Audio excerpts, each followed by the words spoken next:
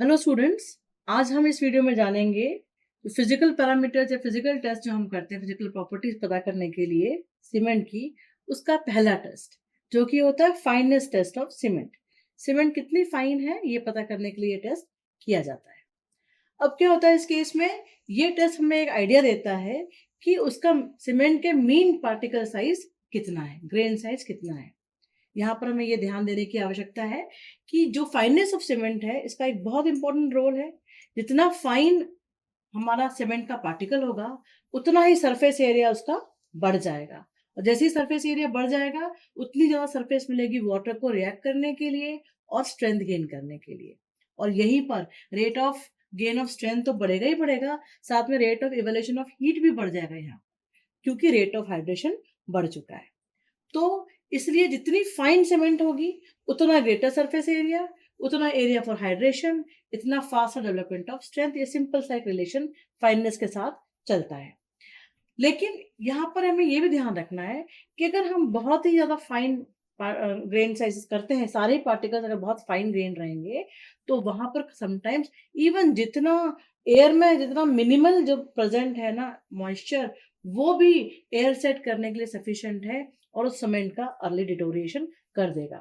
तो हमने ये देखा कि हमें ये डिफाइन किया गया कि मैक्सिमम नंबर ऑफ पार्टिकल्स जो होना चाहिए वो लेस देन 100 माइक्रॉन्स होना चाहिए, और स्मॉलेस्ट पार्टिकल साइज इसमें कई बार देखा गया है कि 1.5 माइक्रॉन्स का भी होता है, और एवरेज जो साइज है दैट इज 19 माइक्रॉन्स का, सॉरी 10 माइक्रॉन्स का देखा गया है।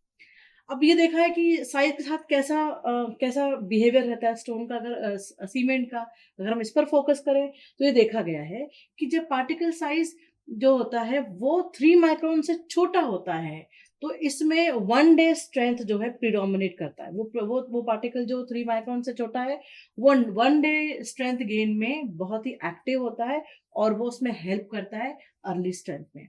लेकिन वही 3 माइक्रोन से 25 माइक्रोन के बीच में अगर जो पार्टिकल साइज का फ्रैक्शन है सीमेंट का, वो पार्ट जो 3 से लेके 25 माइक्रोन साइज तक का है, वो रोल प्ले करता है 28 डेज की स्ट्रेंथ गेन करने में।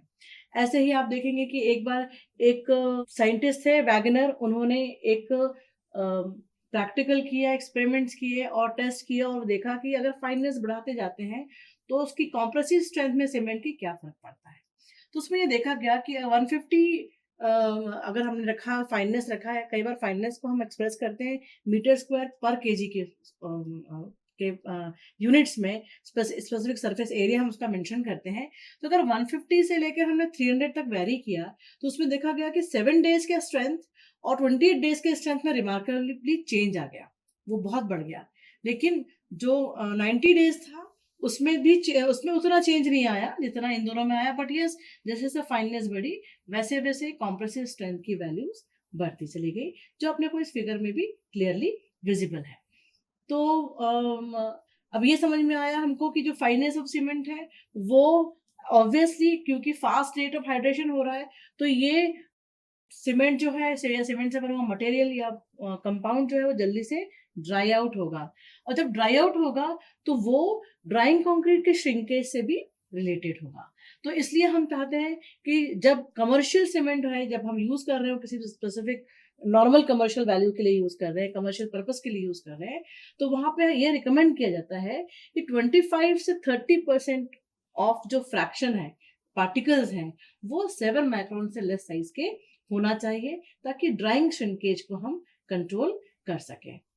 तो इसके बाद हम देखें कि कैसे टेस्ट करना है, तो हमारे पास दो ऑप्शन है। एक होता है कि हम सीविंग कर लें और मालूम पड़ जाए, दूसरा है कि हम ब्लेंड्स एयर परमेबिलिटी एपरेटस के थ्रू निकालें, जो कि स्पेसिफिकली हमें बताता है कि 1 ग्राम ऑफ सीमेंट में कितना टोटल सरफेस एरिया पार्टिकल्स का निकल के आ रहा है। तो हम देखते हैं कि सीविंग से कैसे, सीविंग जो है वो हम जो हमारा सीविंग टेस्ट है बहुत सिंपलर है और इसको हम यूटिलाइज कर सकते हैं। क्या करते हैं इसमें, बहुत सिंपल एंड स्ट्रेट मेथड है इसमें कि करीब 100 ग्राम का सीमेंट आप वे करेंगे, वजन करेंगे और उसको आईएस स्टैंडर्ड सीव नंबर 9 जो कि 90 माइक्रोन्स की होती है उसके ऊपर डाल देंगे, और ये इंश्योर करेंगे कि उसके अंदर कोई कोई लम्प्स वगैरह फॉर्मेशन नहीं हो जो एयर के थ्रू बनी हो।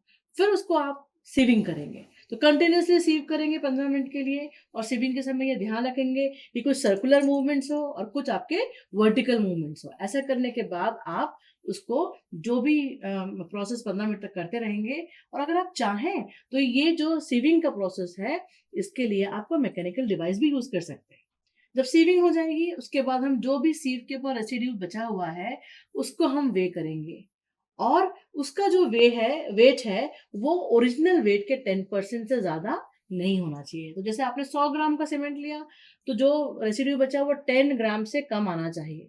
अगर 10 ग्राम से एक्सीड करेगा, तो हम ये कह सकते हैं कि इसकी फाइननेस प्रॉपर नहीं है, और ये लेटर ऑन जो है स्ट्रेंथ गेन करने में डिफ़िकल्टी देगा। जो अगला टेस्ट है, जो कि है permeability test, Blaine's apparatus test है, वो यूजुअली आईएस कोड रिकमेंड करता है, और कई बार फील्ड में उसको भी फॉलो किया जाता है। उसे हम डिफरेंट वीडियो में देखेंगे। Thank you.